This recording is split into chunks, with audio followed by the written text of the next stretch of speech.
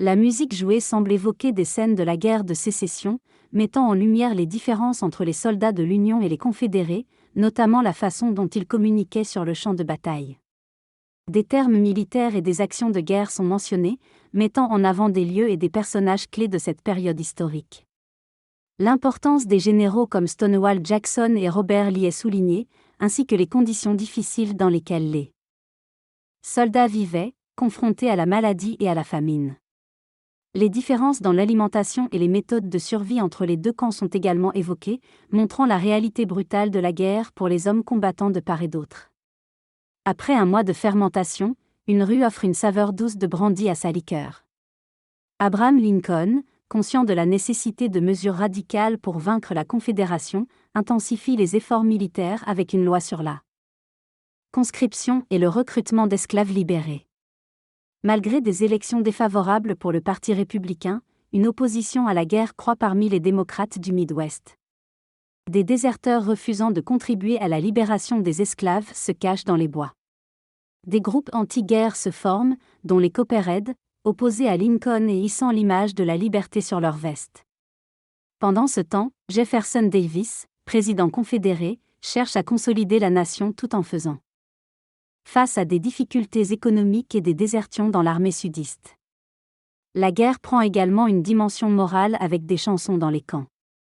Lincoln change de général et Joseph Hooker tente une stratégie à Chancellorsville contre les troupes de Robert Lee.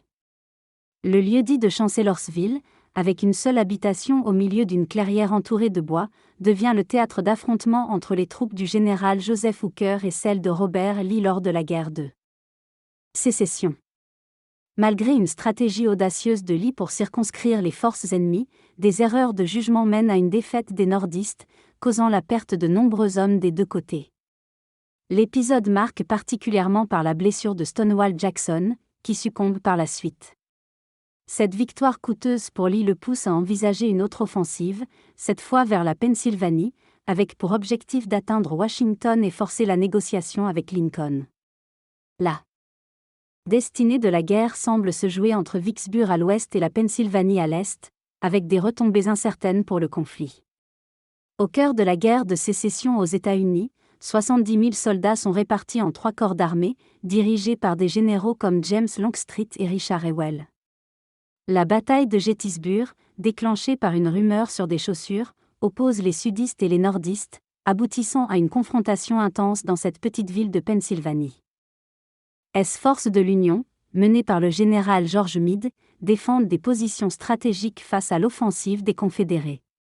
La bataille se prolonge jusqu'au coucher du soleil, avec des renforts rejoignant les deux camps. Le général Robert E. Lee, à la tête des Confédérés, envisage une stratégie audacieuse mais est confronté à une résistance farouche de l'Union. La journée se termine sans qu'aucun camp ne prenne clairement l'avantage. Lors de la bataille de Gettysburg, l'armée de l'Union se retrouve en difficulté face à l'armée confédérée commandée par le général Lee. Durant la bataille, le 15e régiment de l'Alabama gravit les hauteurs de Big Round Top, menaçant les lignes de l'Union. Le colonel Chamberlain, commandant l'extrême gauche des lignes de l'Union, organise une défense désespérée contre les Confédérés. Malgré des pertes importantes, Chamberlain improvise une manœuvre audacieuse en ordonnant à ses hommes de fixer leurs baïonnettes au canon de leurs fusils pour contre-attaquer. Après un combat intense, l'armée de l'Union parvient à repousser l'assaut confédéré grâce à cette manœuvre inattendue. Pendant ce temps, Lee planifie une attaque décisive sur Cemetery Ridge, le centre des lignes de l'Union, avec le général Pickett à sa tête. L'artillerie tonne pour affaiblir les défenses de l'Union avant l'assaut. La bataille se poursuit avec courage des deux côtés, illustrant la férocité des combats à Gettysburg. À 14 heures, avec l'intuition que l'attaque est imminente, l'OSTRE donne à ses hommes l'ordre d'avancer, convaincu que c'est une folie. Lorsque les 13 000 soldats confédérés avancent vers un mur de pierre à 2 km, une intense bataille éclate.